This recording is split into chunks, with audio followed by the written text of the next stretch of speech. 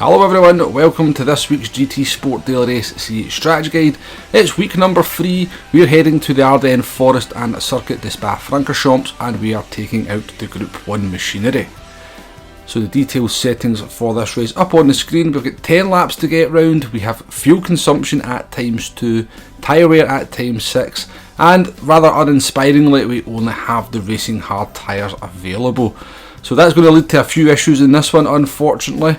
But before we get to the strategy, let's take a look at the circuit we're going to be visiting. Of course, the famous Circuit de Spa-Francorchamps needs little or no introduction. One of the most appreciated circuits in the world, absolutely no two doubts about that. For good reason, I do enjoy it in most racing games. I'm not as big a fanboy of it as some people out there, but I've certainly enjoyed driving the Group 1 cars around this circuit in the process of making this strategy guide.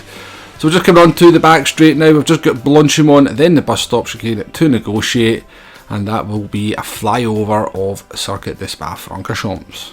Now before we get started on the strategy, I just wanted to mention one quick thing. Now if you've been playing this game for a little bit of a while, you will realise or know that when you start an online race at Spa, the first 3 cars get a big advantage because they start before the chicane, while the rest of the field has to negotiate the chicane before they can kind of get underway.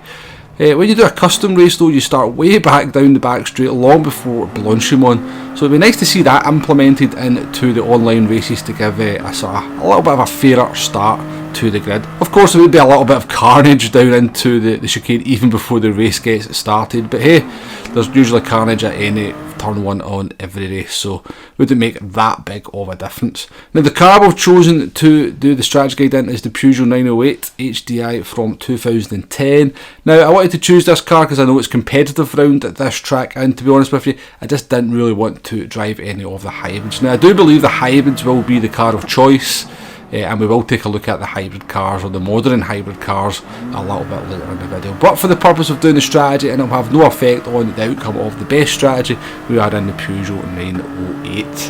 And the first strategy we're going to look at is the no-stop strategy. So we only have tyre wear at ×6, we're just on the racing hard tyres. It makes sense, we know the tyres are going to last the distance, we're only really asking them to do technically 60 laps, which is absolutely well within their capability. And obviously with the Group 1 machinery being high downforce cars, the cars slide about a little bit less, just naturally look after tyres a little bit more effectively, and so again it's just another reason that the tyres are going to have no trouble doing the distance, and why it's the kind of first strategy that springs out to mind. So we're going to just jump all the way forward here to lap number 10. Now this has not been the most consistent one of my life, I have to say. There's a couple of dodgy laps in there, particularly lap number 8, but it is actually going to serve a purpose. Coming into the bus stop chicane here for the last time, you can see the tyre wear probably sitting at around about 20%, which is around about the threshold where I believe the sort of hard tyres will start to lose a significant amount of grip. So no trouble whatsoever doing the 10 laps without stopping. The finishing time up on the screen there is 20 minutes 32.393. And that will be the time we need to keep in mind as we move on to the one-stop strategy. Now we're just going to split this strategy down the middle, pitting at the end of lap number 5, which we are on now. Now I was certainly more comfortable in the car at this point of doing this strategy compared to the no-stop strategy. I reckon I'm maybe about 1.5 to 2 seconds further up the road at this same point in the run as I was on the previous strategy. So the advantages are coming to the fore for the one-stop strategy here. Let's see if it's enough to actually finish ahead. So into the pit lane we're going to come here, we're going to get a look at the Pitloss and the fuel. So fuel first, fuel is at 0 issue whatsoever, you're going to finish the race with over a third of the tank, so nothing to worry about on that front. And as for the pit stop, well, Spa is pretty well known for having a very long pit lane, but that is really only in Group 3 and Group 4. For the Group 2 cars and the Group 1 cars that we're obviously looking at here, things are a lot shorter, and for Group 1 it's only 6.6 seconds. So that might take a few people by surprise, but is that just going to be short enough to make this strategy viable? Let's find out as we come down the Kemmel Straight for the 6th time on our out lap. We're going to jump forward all the way to lap number 10 in just a wee moment, and we'll get a look at how the new tyres are performing with the fresh tyres. A little bit of a sneaky transition there, might not have noticed it, but we are now on lap number 10. Now I have to say, coming out the pits on the fresh tyres, I expected to immediately begin to the very low 2 minutes, maybe even into the 159s, but for some reason, I'm not entirely sure why, the first 2 flying laps, the pace just wasn't there. Maybe a little bit of a case of me overdriving the car a little bit, or it could well just be the fact that the tyres are a little bit cold and they just take a few laps to come into play. Would be a little bit unusual for GT Sport, but I did notice it in some of the other runs as well, that was really kind of laps 2 and 3 before the tyres really felt fully up to speed. So laps 7 and 8 there are not brilliant, I must say.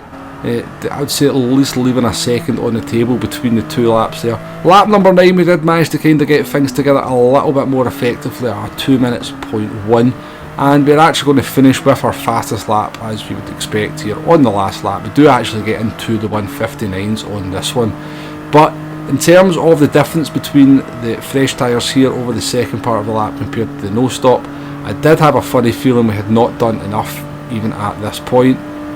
And we'll soon find out just how the 2 strategies are going to compare as we come into the bus stop chicane here. Bus stop chicane, very tricky in any class of cars, to be perfectly honest, but particularly tricky in the Group 1 cars. Lots of horsepower to put down on a very tight exit. There we go, a 159.950, so do get into the 159s. And the finishing time pops up, it's a 20 minutes 34.069, so 1.6 seconds slower than the no stop strategy. So lots of information up on the screen there as we'll go over the 2 strategies, pros and cons, and just give you my conclusion. One new thing that I've put up there is the tyre degradation up in the top right hand corner. That means I reckon the tyres degrade by about 2 to 3% per lap. And that's just going to be something I'm going to calculate for these strategy guides moving forward. But moving on to the strategies, obviously the no stop strategy we know now coming in around about 1.6 seconds faster. Personally, I think that gap's probably more like 3.5 to 4 seconds if you get an absolutely perfect run on both strats. So it's definitely the strategy that's going to be recommended for this one. Absolutely no 2 doubts about that. The pit loss is a lot shorter than you might expect, only 6.6 seconds, but you simply can't make up that time with the fresh tyres, and that's before you throw in the added elements of traffic and dirty air. So yeah, this one is very much a no-stop strategy, which personally I find a little bit disappointing, but there is plenty of folk out there who just prefer to have a straight off sprint race, and that's what this one very much is. To be fair, we've had a couple of decent weeks of strategy races, so we won't complain too much. But that's pretty much all that we've got to say on the strategy. One thing I do want to move on and look at now is the hybrid cars. So I've done a test on each of them. First up, we've got the Audi R18 from 2016. So I just did a basic test, 5 laps under race conditions. I'll just give you my thoughts on each one and which one I think is best. First up, as I said, we've got the Audi R18 from 2016. The brake balance is set at +2 on this one. Now the reason it's at +2, and maybe not a bit more to the rear, as it becomes very tricky under braking for La Source and for the bus stop chicane. Now, when this kind of combination of Group 1 comes up in FIA at Spa, this tends to be the car that a lot of the top drivers go for. Now, for some reason I can't quite make it work, and out of the 3 cars that we're going to look at here, it is definitely the slowest of the 3 for me. Now, it feels okay, it handles nicely, but it's got that age-old problem of the Audi in it runs out of the hybrid very quickly. So I'm not going to say don't use this car, but for me it is definitely the weakest out of the 3 2016 LMP1 hybrids. Next up, we've got the Toyota TS050, also from 2016. Now this does tend to be the go-to hybrid car for most combinations when we're using these cars. And again, it's a pretty strong contender here. You can see quite clearly we did have a few consistency issues, in fairness, with the laps. I was kind of struggling to get the braking points right, but when you do get the braking points right, for me anyway, is considerably quicker than the Audi R18. The best lap we did in the Audi was a 2 minutes .5, and you can see there in the Toyota we've done a 2 minutes flat with an optimal. After this lap I think we get into an optimal of a 159.8, and the Audi's optimal was at 2 minutes .3. Now we've got the brake balance set at +3 here, pretty much for the same reasons as the Audi, although it is a little bit more stable in the back end. But yeah, For me, the Toyota definitely coming in as a quicker car than the Audi over this combination. Keeps its hybrid alive for the majority of the lap and therefore the majority of the race. And though there's not that many parts of the circuit where that's an advantage, it's of course an advantage in the parts where it is. And finally, out of the three hybrids, we have the Porsche 919 from 2016. Now this one did surprise me a little bit because the Porsche is coming in with the fastest lap out of the three cars we did, and by a little bit of a margin. Now there's a chance that it's maybe just a little bit of an outlier because we didn't really manage to come up that close to that 159.6 in any of the other laps that we did, including this lap that we are on. Now I remember using the Porsche in an FIA race around here while everybody else was in the Audi or the Toyota, and finding it to be very competitive. Takes a little bit more getting used to compared to some other cars because of the additional gear. The Porsche's got 7 gears compared to the 6 on the Toyota and the Audi, so it can kind of take your brain a few laps or a race maybe just to sort of work out what gear you're supposed to be in per corner. But yeah, I do find the Porsche to be the quickest out of the three, and again, I'm not going to recommend this to be the car to use out of the three hybrids. Have a test of them all. They all seem to be pretty competitive and not too far off each other, so do give each of them a try. But for me, the Porsche coming in the quickest out of the three.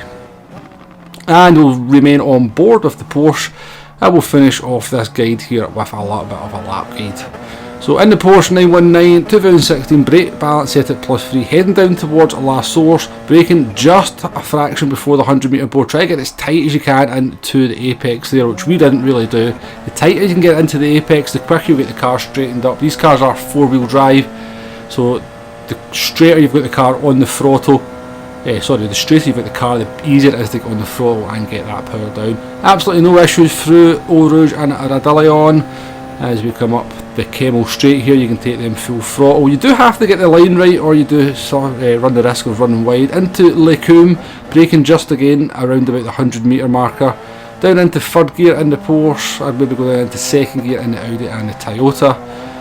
Just about getting the momentum right through Le Combe. Down to Bruxelles, braking just before the curb here, keeping a nice tight line, try to get the car round the corner as tightly as possible. Early get on the throttle here, then into X or No Name. Again, just about carrying momentum through this corner. Down towards Pouillon, and we're looking for the 50 metre board, braking just after that. I like to get it into the apex a little bit earlier than some other drivers and then just concentrate on the exit from there. And next up we have Campus. So braking at the barrier sort of lines above the track. Again, you're just looking to get the momentum here, get the car turned and straightened as quickly as you possibly can, and then braking just before the curb here for Stavelot 1.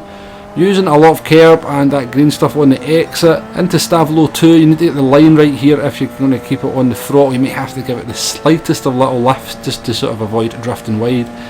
And we're heading now down towards Blanchimont. Blanchimont is full throttle, no issues whatsoever. And then we've got the bus stop chicane after that. Now the boarding above the track is a good marker reference. Just sort of base it on that. We're going to brake for the bus stop.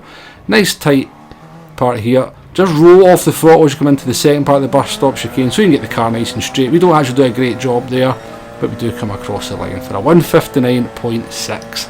One other thing I just want to add here, if you're using the Toyota on the run down to Eau Rouge, go through Eau Rouge and Radillon in 5th gear. If you go up into 6 too early, then it will bog down. But that's pretty much everything we've got to say in this one. Not my favourite combination in the world, I must admit. The fact there's no strategy to go with it is also a little bit of a dampener for me. But we will be going doing this one. It will be fairly entertaining, I suppose. Hopefully the dirty air doesn't become too much of a factor and ruin things that way. We will be doing a live stream of this one, so do join me for that if you can. And finally, all we've got left to say is please do hit that like button, please do hit that subscribe button if you haven't already. We've kind of had a good burst of subscribers over the last month, and I do appreciate if you would click that subscribe button. Thank you very much for watching though, and I shall see you on the next one. Goodbye now.